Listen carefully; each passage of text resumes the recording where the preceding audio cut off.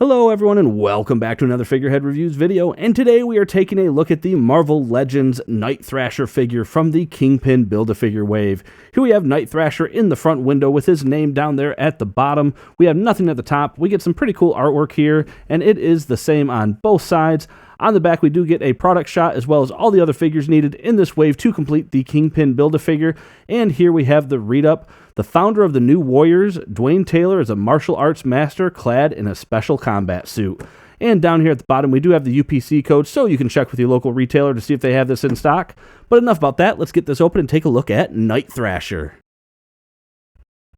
And here he is outside of his packaging, and you know, when I was messing around with this figure, I gotta admit, I was really starting to fall in love more with his posability, and there are some things that you could probably get out of him that would have been nice. Butterfly joints come to mind, but for the most part, this is actually a really solid figure as I was doing different poses and stuff. I have a couple of issues, really primarily with the size of the skateboard and the utility of the skateboard. Even at least like a peg hole or something like that would have been kind of cool so that you could pose even just a jumping or him doing a kickflip type thing. But yeah, it's still cool. The figure himself, I'm excited that Hasbro is giving us more figures that debuted around like that late 80s, early 90s era. Like we got the Death's Head figure, Darkhawk, and things like that. So I think that's pretty cool. And we're starting to get some more figures to round out some other teams, with the New Warriors being specifically with Night Thrasher. So I think that is cool. This particular figure is coming in about the same height as the Puma figure, about 6 3/8 inches tall, which puts him at about 16.2 centimeters. He does come with every accessory we see here, his batons, that little piece that goes on his back, and his skateboard. He does also come with a Build-A-Figure piece for Kingpin, but we're not going to look at that until we put Kingpin together. So let's go ahead and start first taking a look at all those accessories, and then we'll get a closer look on Night Thrasher. So Night Thrasher does come with all of these pieces that we see here. So starting first with the skateboard, pretty standard design. I like that we can actually see the bolts for the trucks there, so I think that's cool. And you can see that we get this grittier design for the friction pad that goes on the back of that. Then at the bottom, you actually get some detail there on those trucks. And then, of course, you do have wheels that actually spin, and the wheels do just pop right out of that axle there. So it's not too bad if it comes out. Don't worry about it. And I do love the underside. You can see just all the scrapes and scratches that you would expect to see on an actual skateboard. So I think that looks pretty cool. He then, of course, has his two batons, which we've seen these before with the Daredevil figure. He does not use them the same way that Daredevil can attach them and use them like this. He will have them always as two batons as opposed to one staff. So just as a kind of posing tip. And I'm even to the point where I'm thinking about cutting that piece off just to not have it sticking out when he's holding on to him. So, and then he does have this back piece, which is going to go on his back to hold all the accessories, which I think is actually really cool. And it's neat that we get some scuffs and things like that. They didn't have to detail this, but they did. So I think that is pretty cool. And we can see the batons can just pop right in there. And then the skateboard, you can slide that right down, and it holds that in place as well. Taking a look real quick at the figure as far as how it goes on. So on his back, he does have these two sets of ports. I have no idea what the top set is for. I assume that is something that this body mold is used for. But he does have this right down here. And it doesn't really say which way it goes, but that doesn't feel right to me. So I'm going with the diamond portion pointing down. And you can see it's just got the two pegs there. And you just line that up and push it in place. And there we go.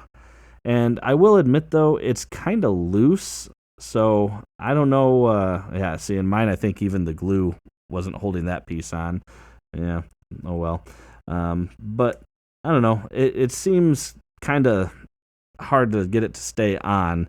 Even with that piece not being glued in on mine, I was having a hard time with it staying in there. So, but with a little effort, I don't think it'll be too hard. But anyway, let's go ahead now and take a look at Night Thrasher.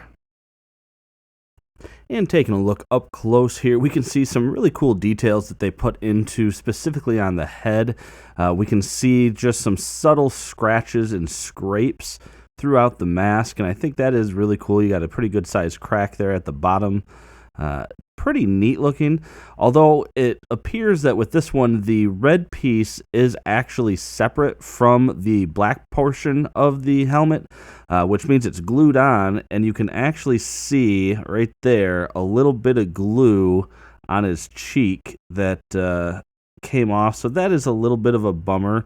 And it looks like maybe that right eye, I don't know, does it look like it's not facing forward to you? I feel like that right eye is a little misaligned. But, I mean, it's a really cool design, though. I like it, and I think they did a good job on the sculpt work, making it look all scuffed up and beat up. So I think that is pretty cool. Going down the rest of the figure, we get a very cool armor style to the body sculpt. And I don't know if I've seen this body sculpt before, but very cool looking. We got these big rivets in his shoulders there, and just everything is very I don't know, jagged, I guess, or not jagged, that's probably the wrong term, very smooth, and just very well-defined points, I guess, is more what I was going for. Looking at, like, the things like the shoulder pads, and you can see how shiny he is, too. I got overexposed spots throughout the entire figure as we're looking at him here, but really cool. Going down, the belt looks good. It is a loose belt. It's not molded or glued on there. I mean, I say it's loose. It's not coming off, but looks very good. You got the little leg tie there. And then the legs do look like they are standard from, like, maybe the Bucky cap, because you can see they have all that musculature design sculpted through it, where the rest of it, again, is just those very smooth edges. But going down, you got the knee pads with the big old rivets in them. Like, this very much feels like armor that has been riveted together. You know, and again, I'll show you there at the top, the big rivets on the shoulders holding things together.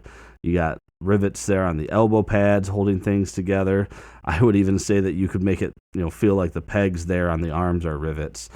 And then the boots came out looking very rugged and very tough as well. So I think they did a really good job overall. Looking at the articulation, so you have a head that can, of course, go side to side. You actually get a little bit of rock in that, but he can look down, not too bad there. He can look up very far. You got arms that can come up about right there, and I will say, you can see on this one, be careful. I got that little chip there on his shoulder where I must have rotated it or something like that. So do be careful when spinning that around. But then, of course, they can do a full rotation, bicep swivel, double jointed elbow, and then you do have rotation and hinge at each of the wrists.